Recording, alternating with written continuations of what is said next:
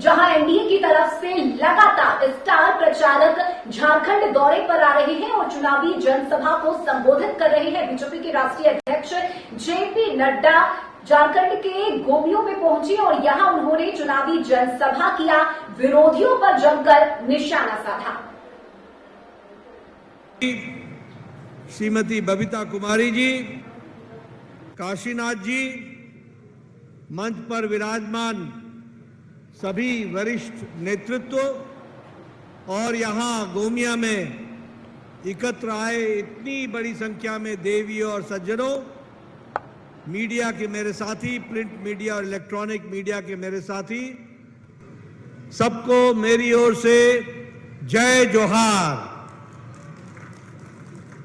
आज जब मैं यहां आया हूं तो सबसे पहले तो सुरजुड़ी काली मंदिर और मंगला चंडी मंदिर को नमन करके अपनी बात को प्रारंभ करता हूं।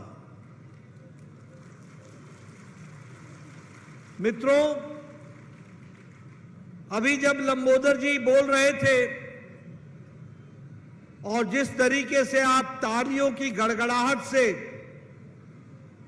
उनकी बात की तायीद कर रहे थे, समर्थन कर रहे थे, आपके तालियों की आवाज से मैं एक बात समझ गया कि आपने लंबोदर जी को विधानसभा में भेजने का मन बना लिया है और एक तरफा फैसला देने का मन बनाया है।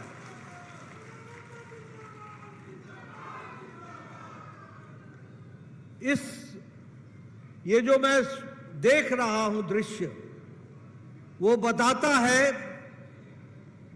कि झारखंड की जनता ने तय कर लिया है कि जेएमएम की सरकार, कांग्रेस और आरजेडी के साथ मिली जुली सरकार, इसको आपने 20 तारीख को उखाड़ फेंकने का निश्चय कर लिया है। इसके लिए भी मैं आपको बधाई देना चाहता हूं।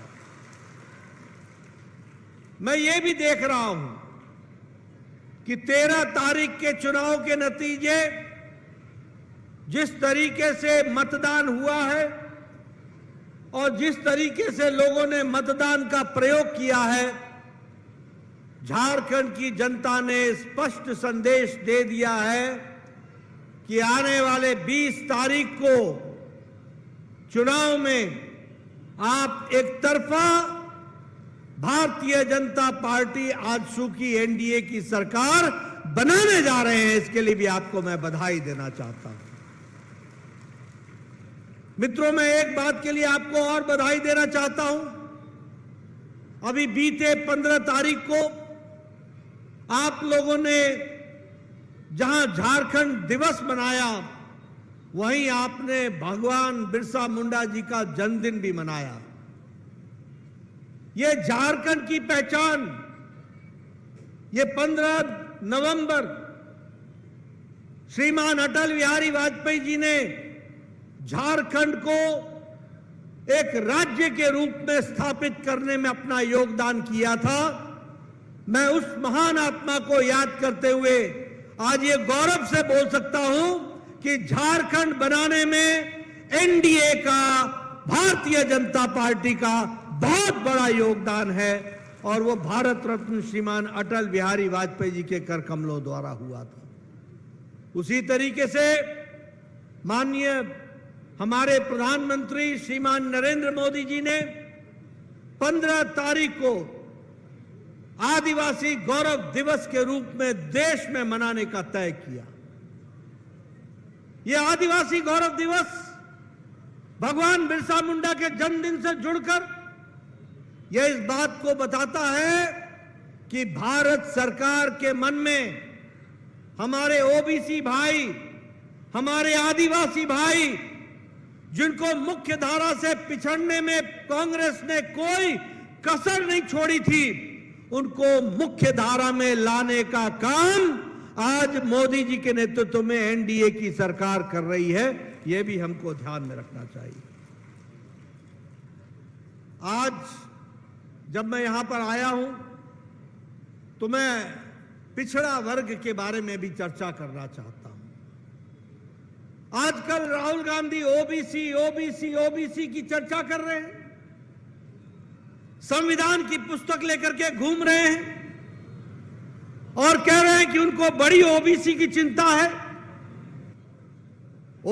मैं पूछना चाहता हूं कि जब मंडल कमीशन की रिपोर्ट आई थी तो राहुल गांधी जी, आपकी पूज्य दादी जी उस पर क्यों बैठी रही?